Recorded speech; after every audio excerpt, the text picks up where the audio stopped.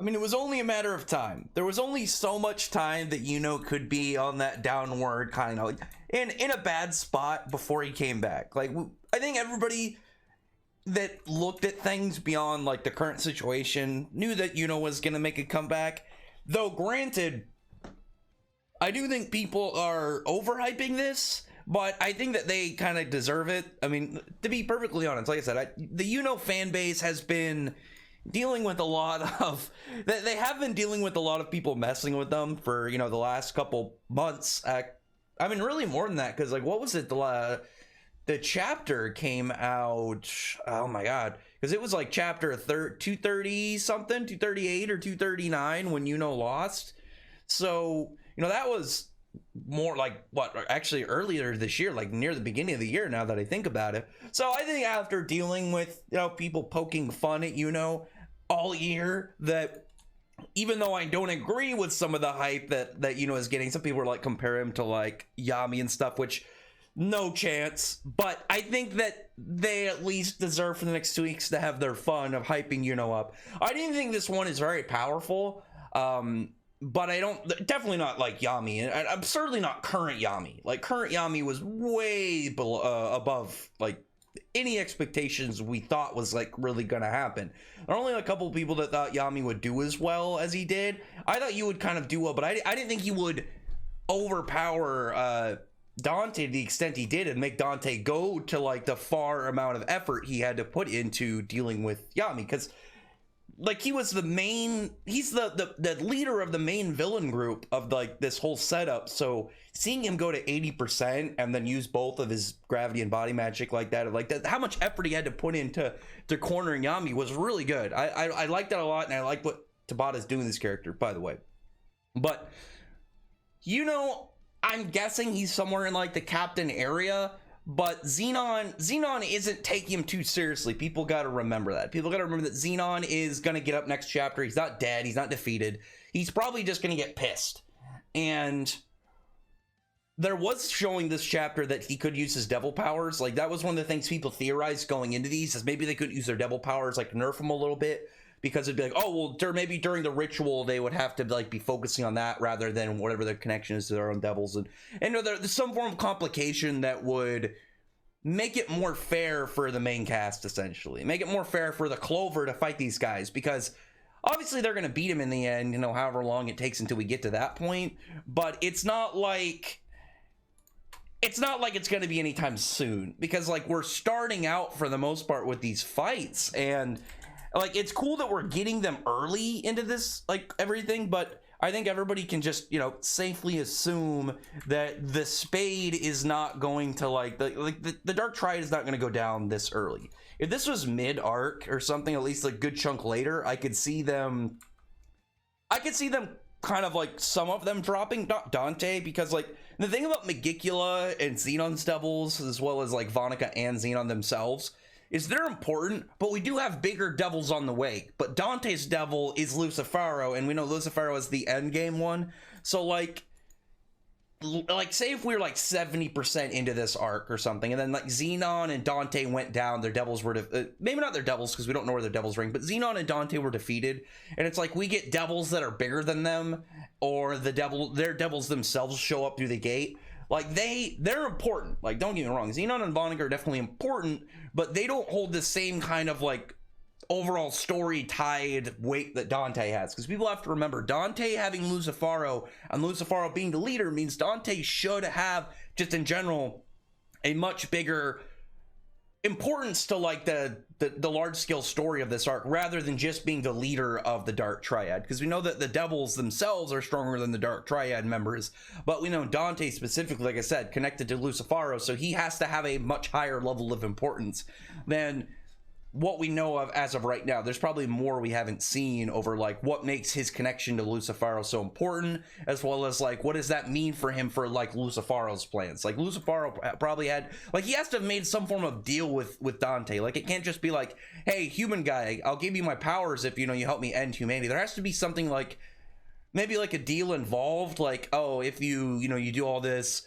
I'll help you experience all human emotions, or I'll let you live by my side or something that just kind of gives Dante a perk at doing all this. And the fact that he is allied with the top devil that we know of. As far as we know, Lucifero is the very top devil, or could be devils beyond him, who knows. But as far as we know, he's the top. But like I said, I really like Yuno's new form.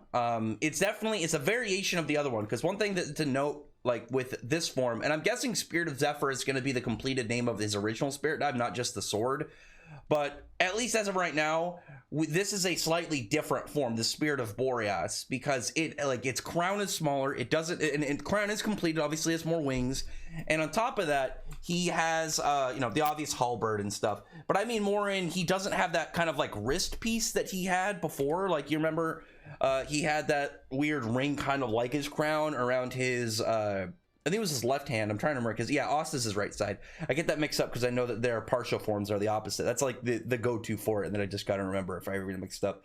But he's got the the whole kind of like weird wrist piece in his other form, but not this form. And I do really like the halberd. I think the halberd works better for than the longsword. As like the Spirit of Zephyr is cool, and I still really hope it turns out to be an arrow. I doubt it at this point. Like my chances of it being revealed to actually be an arrow, like Odio Sealy Schneider, is just dwindling further and further. It's painful, because it's actually really funny. Just as like a small note, it's like he uses archery, but he also uses swords, but it seems like he uses swords primarily. And that's the same thing I have with Gray from Fairy Tail. Like, I like him as his archery attacks way more. I think his archery style is way cooler, and I think it fits more of his range, for the most part, range style. Whereas same thing with Yuno, but now Yuno's using the swords more and more melee weapons, and it's like, why can't I get any of these cool archers? I remember it just as like extra small bit. There was like a small manga that I read a fan translation of a couple of years ago. I don't remember exactly what it's called. I don't know if what happened to it. I assume it didn't like do very well. Like it would just seem to be like a really small one. Maybe some fan translator liked and was hoping it would pick up. But the main character was an archer, and I was like, man, there really are not that many archers, because obviously everybody prefers like big badass weapons like swords and stuff, and if you rebuild King Hammers. But I'm never gonna get my cool archer at this rate. Like not just like a character as an archer, like a main cast member. And like Uryu in Bleach, like his relevancy would suddenly just pop up, and then he would drift out for who knows how long. But like Yuno and Gray are like way more prominent from like what their authors, like how they treat them, and can't get that archery in there, man. But I do really like the halberd. I think the halberd is really cool. I think it fits him way better than the sword, because like I said, Yuno in range. Like, I like Yuno being a ranged fighter, and I'm fine with the melee weapons, because like, at the end of the day, they're magic knights.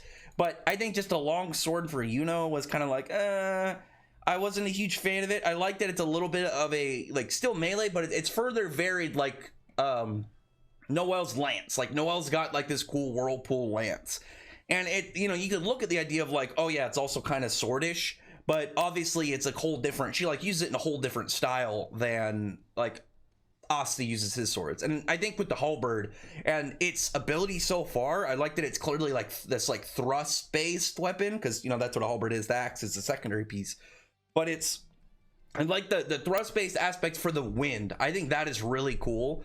And people have been talking about the fact that Boreas and Zephyr are 2 of 4 like brother spirits, and then if you're J Cloud, like going to what he said 8 or something. But I feel like this 4 is at least the safest for now. So more for and I'm guessing that if his original form is Spirit of Zephyr, like it's not the sword, it was like the completed form, or at least the point of getting the sword. Maybe, or it could be the weapon itself. Who knows? If we get a couple more weapons, Tabata, please make one of them. Make one of the 4 an archer form. As I just ranted a little bit about keeping him an archer, I'm hoping we get an archer form, because he's got a halberd, he's got a longsword. I mean, he could give him another like really cool melee weapon, but give him a bow, man. Like he's clearly good at close combat fighting, but is again primarily a ranged character, so he needs to have I don't know, I feel like he just needs to have at least one form where he sticks to that. It'll bum me out so bad, because again, I like his archery attacks are cool. You don't get a lot of cool archers, like I said, in the main cast.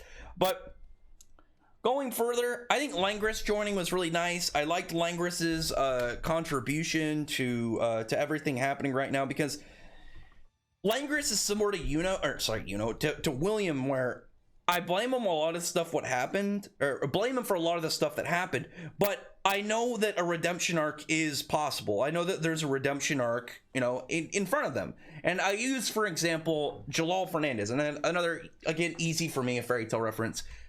If you go back to like when Jalal was a villain and then shortly after, it's like, it's hard to feel sympathy for him, because you know it wasn't entirely his fault, similar to William. You know that there are complications there, but you can still blame him. And at the time of, it's like, man, it's hard to like you because you did so many just dark, fucked up things.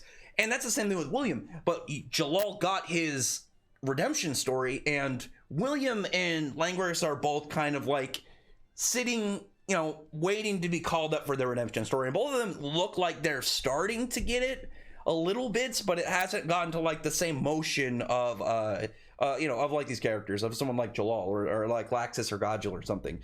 Langris, it has a couple bits of it. I do like that. William's obviously like in a little bit of a trouble for it. Like the only thing that William's really done since, like, I can kind of appreciate it, is saving the Golden Dawn members. Like he saved half of them from dying. I can appreciate that because he was thinking about his team regardless of it, of, you know, what was going on. Even though he knew he was kind of screwed, he was like, well, you know, I gotta help my group, because at the end of the day, he is the captain, and even if I don't like him a whole lot, I can, again, appreciate that he was looking out for them. So again, I just gotta be a little more patient for it, but they still bother me a little bit right now. But I do really appreciate Langris being in this fight, because Langris, again, regardless of his, again, questionable stance, like I said, that I have with him, he's got cool magic and he's got a prominent fan base, and he's one of those characters, again, with his magic, that is always useful. It's like Julius, like it, and I don't mean this from a power level standpoint. Again, it'd be like if you cross series. It's the easiest way to describe. If you cross series, there's like some character, like Asta is really useful in Black Clover, but in some series, like if you say One Piece, where they don't really have magic, like you could argue with through like energy equalization that maybe he could affect hockey, just because it's like their world's like energy source, kind of like power, and you can kind of connect them, just similarities between them, and say, okay, reasonably you can say that these are similar enough that say, okay, you can cancel, but obviously it's not going to affect anything like Devil Fruits or anything.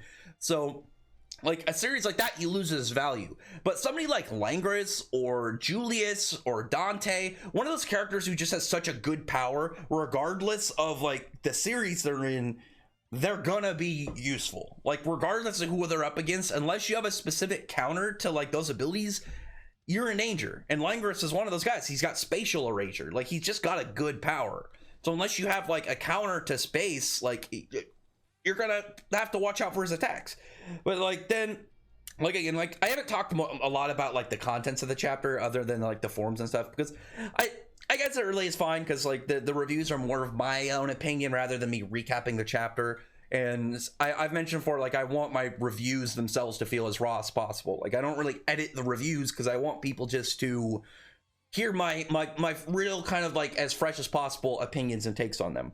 But like, you know, just doing like the general attacks, like uses his this tornado fang, and we get an explanation of Zenon's powers. Like his bone powers themselves, like they're described as like they're useful in different ways, kind of like Nozelle's Mercury magic. But one of the things they have that's primarily a big aspect of them is that they're an all-purpose type of magic with high regeneration.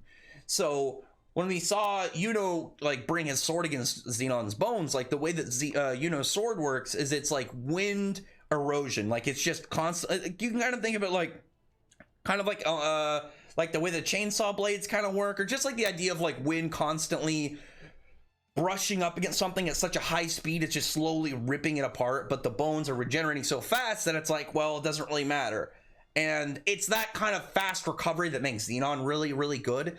And like Zenon, I like that Zenon's good through like just how high utility his abilities are and how well they combine together. Because Dante's I think are just two really good hacks combinations. His are really good, just two really broken abilities. Zenon's, honestly, out of the three Dark Triad, his powers individually are the worst, and I don't mean that in a negative way. I mean, like, really, when you compare what we've seen from each of them, they're the least impressive, but his are the most impressive when you look at them when you look at him as somebody using both elements or both attributes. Because Dante using gravity and body magic, it's just like he's got his general body magic, and then he's buffing himself up, making him stronger, making it so you can't really defeat him because he's regenerating stuff. Monica, we never really saw much of like how her power works, but like Zenon's like ability to combine them, like what we've seen with his spatial magic, because like the way his spatial magic seems to work, it's not like he has portals, but it's not like Finral's, where Finral's is primarily portals, or Langris, where Langris is primarily like erasing stuff through like spatial manipulation, or even that guy from the Eye of the Midnight Sun who could like lock people in like little separate dimensions, kind of like what Gillion did in Bleach with like, I can't remember what the Negation I think was the power, but like his power, it's like selective territory erasure of magic. It's really cool because it's like his spatial magic, for the most part, it's like he can select a space and erase magic within that zone. It's kind of like Latoli, I think, what was her name? Kivin, the elf that took over Latoi's body, and she had the compass. Remember she had the compass that just came over the area and made it so like it was hard to maintain magic, because that's one of the things Langris mentions is like once Zenon makes like that big space like of territory control, you can barely just maintain magic at all. But on top of it, just AoE, he's able to do precise, like accurate pinpoint versions of it. We see Langris use his Archangel shoot down. You see, those little balls of like spatial erasure, or like whatever it's called, Archangel Crash, whatever his ability is. And you just see like the box is like barely bigger. Like it looks like if you bought something small out of an Amazon, like off Amazon, like a candle or a coffee mug, and they put it in just the smallest box possible. He's way more technique based, and that's one of the reasons I really want, like, even though Zenon has no real connection to Nozel, because Nozel is way more, if he's gonna fight, like he's gonna have like a long fight against Triad, it's obviously Ivanica, but it's a little difficult when you see like these two characters whose powers match up so well, and yet it doesn't look like they're probably ever gonna meet up with each other. It doesn't look like there's ever gonna be some form of clash between these two characters. I think Nozel's off against he's with Dorothy and Fuego against just like mass members of the Spade, I think, right now, from was like 2 chapters ago. But I really would just want to see how for one, how Zenon reacts to this afterwards, because the way that we know Yuno's been preparing this is like Belle's been gathering mana, like stockpiling. So I'm guessing this isn't like a form that he can just do all the time. Like this is something he has to prep up for. It is a prep based power, and so once this runs out, I imagine he's kind of screwed. The thing about Yuno that is really good about this is that it is really important to know, if you remember back in the Zagrid fight, like how he originally made the Spirit of Zephyr is he took like bits of other people's mana that were kind of like cast off when they use spells, like that, because in the air, you cast a spell, the remnants of your spell are just kind of floating around it within the zone, and Yuno pretty much took control of that using wind magic and his like level of mana sensing and stuff, and is able to absorb it. So he has a very high level of recovery. I've mentioned that before. Asa, obviously, like, he doesn't have magic, he's got his own things. Noelle's is her large quantity of magic. Tabata said to himself that she has the potential to have magic, like, in terms of, like, the size and amount, greater than her mom and Julius. He's hyped her potential. With Yuno, as was shown, and I think it would work really well with this, is his level of recovery, to where it's like, oh, well, he's out of mana, and it's like maybe the average person, they're out for the day, whereas, like, Yuno's out for a half hour, and that would make sense for what's been shown, and it would really give Yuno's character like a really high level of just general value in any scenario if he's got that high of stamina coming. And again, I've made too many already, but I'll just compare it. It's like Fairy Tail has Slayer Wizards, right? They have their own powers, but probably the best thing about them is like they have their attribute, the ether attribute, they're almost back at full. Like any like basic amount of that attribute is going to pretty much put their magic and stamina back at like normal. and Yuno having kind of that as like a passive, like through how his mana like sensing and wind magic works, is really good. So him having a form that it's like, oh, I can't use this all the time because I have to stockpile magic.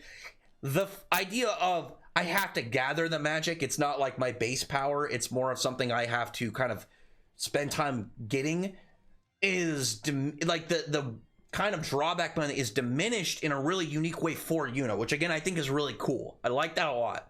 But in this chapter, again, analyzing Zenon's like how he fights, and again I mentioned Zenon, how he combines his devil and normal magic to make each one better, is why I think as an individual he is the best out of the Dark Triad at that we've seen so far. Because Vonica we haven't really seen, Dante hasn't really done much in that category. But Zenon, like for instance, like making his portals and shooting his bones through them to make it so you're not gonna know where they come out. They're going to just appear, and you're gonna have to just figure out how to deal with it. Because he's like this pinpoint killer. Like he is way more straight to the point. He's precise, and he does not like he's not playful in the same way that Dante is. I think is a really good way to look at it. So I think that's just really cool. I like when he's forming the bones just all over the place with his magic, and the description of Yuno's power in the form I think is really cool. Like Yuno is pretty much loved by mana to the point where he's like disintegrating other people's spells that are coming in. And I'm wondering again if that's the extent of like he could just disintegrate matter, like they kind of said in the Zagreus fight. But I'm wondering if it's kind of like how the Demon Ruins or the Demon Destroyer sword is like, maybe he can destroy stuff with like a cause and after effect, like it came from mana, so we can still do it or something. I don't know. I feel like that would make him a little too broken this early, just because it would kind of like screw over a lot of people trying to fight Yuno, because it's a really good power and it'd be something that would make sense of what we've seen from what was way earlier. But I feel like give it to Yuno, like just him being able to have it at that far extent is really good right now. But if it's just like kind of like he's able to do it to mana based things, I think that's how you balance it. And it would be like he's working towards a goal that we know he's done before, but he just hasn't achieved that full level yet. And him, like the whole beloved by mana thing in this chapter, because that's the last thing I really want to talk about. I know a lot of people are talking about the really cool line he said about the Zenon, when Zenon was saying how they wouldn't be able to take, you wouldn't be able to have him take a single step out of the room. And Yuno's like, he's like, was that what you said? Were you talking to the wrong guy? And then does the thrust attack and gives him like a very powerful push. I want to see the damage, because the thing about, again, Zenon, when you compare Zenon, Vonica, and Dante, again, they're very different in a lot of ways, and I like that a lot about them. Dante doesn't need to dodge attacks. Like he doesn't, durability doesn't really matter to him because he'll regenerate. Like that's how a lot of high regen characters work. Like somebody like Ulquiorra, like we can regen non-vital organs, they're a little bit more reckless because it's like, okay, I lost a limb, bam, limb back. But you still, like, you can still lose your heart and die, or your brain, obviously. Like, I'm talking about in general before any like Bleach people get me. The thing I literally said about Ulquiorra was the heart. I didn't mean that in any form of reference. I was literally just me talking about like vital organ, like you can't regenerate vital organs. I like that I made a Bleach reference in like that connects to so many ways without realizing it, because I do really like Bleach, but that wasn't intentional. But you know what I mean. With Vonica, her getting hit, like she's a blood wizard primarily, so more blood means crazier attacks. She's gonna do more with more blood, so like she's probably not as reckless as Dante from what we've seen. Like that confirms it. She's willing to take attacks, but it's not like she's gonna be fine standing around getting hit by attacks like Death Thrust, where it's like he's clearly not being too crazy about dodging it because it's not going to do much, but he's like still like a little bit. Whereas Zenon, I'm guessing one of the things that he has with his bone manipulation is he can harden his own bones, and so it makes his body way more durable. I'm hoping he's a very durable guy, because the fact the base thing that we've seen with bone magic is its defensive capabilities. That makes me think that, again, the base root of Zenon's style, even though he's got all these other aspects to it, is defense. So I think durability should be like a key thing for him. Again, it would all tie together. And like, how basic would it be for like and useful, again, basic and useful for like a bone wizard to, like, after this, like explain like, oh, of course, like I can make my own bones way strong, like 100 times stronger than normal bones. So they're way just tougher. Actually, you know, it'd be really cool. It was like, what if his bone manipulation was the point where he could do like mana skin, like a mana skin layer over his bones, so internally he is like layered with mana skin, just like the idea. Oh, and I know, like, mana skin, obviously it's the idea, it's called mana skin because it's on your skin, but you know what I mean, like just like that layer of protective mana on your bones. That would make a lot of sense, and it'd be really cool. I think that would just be badass. And it would make sense also with him being more of a technique, precision-based person to kind of do something that kind of complex, to like, you're essentially picking every bone in your body with it. You don't even see it. You just know they're there, and then you kind of have to have mana something to kind of like precisely do it. That would all work. Now that I think about it, I think that's really cool. I like that. I might make a video actually on just what Zenon's bone powers we're going to see coming up. I haven't done any Black Clover like videos outside of prediction chapters in a while, but I think that'd be really fun because we do have 2 weeks into another chapter because of the holiday season, and obviously once we get back, we're going to see Zenon at least fight more seriously, because we haven't seen that from Zenon yet. Like, Dante was going crazy, Vonica was going crazy, Zenon went right for the kill. Like, he's a kind of like a cold-blooded dude, and then like when it comes to him starting to get serious, we saw that he's just malefic and he just goes for very brutal attacks. Like, he's not as playful again as the other two. So I'm guessing after getting pushed like this, he's gonna be pissed, or he'll get that excited, like, all right, let's do this, and he's gonna pull out his sword and just be like that focused, ready to create bloodshed guy. Like, he's just ready to mutilate Yuno. And again, that should mean new spells. So I think I'm going to do that, actually. I just want to make a video on guessing some of the Dark Triad spells coming up, because we've seen a lot from Dante. He's the one I probably am not going to do anything on, because again, we've seen a lot from Dante. We've seen a couple from Vonica. We've only really seen like name spells. We saw like a couple spatial ones in this chapter, but like his bone ones, we only have like the Eternal Fang one. I don't think we've seen any other of his spells, and I'm still expecting kind of like some basic skeletal stuff, like just making mass amount of skeleton like minions, because that's one of those ones that's like, again, it's basic, but I want it. It's just such a good ability. Like, there's never a time where, hey, mass minions are bad.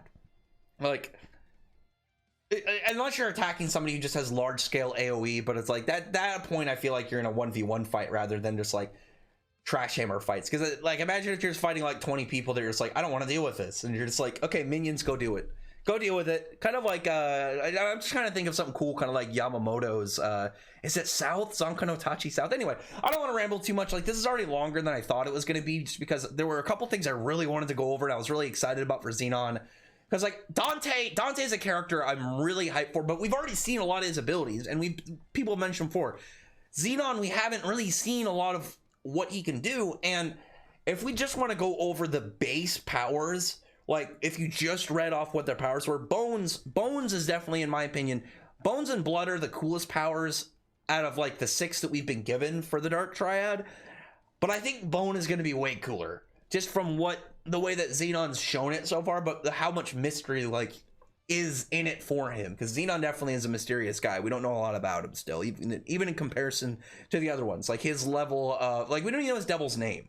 But anyway, other than that, comment below, thumbs up the video, put the like button, subscribe button, and check out my other videos. But other than that, I appreciate everybody's already subscribed, and thank you all for listening. Bye.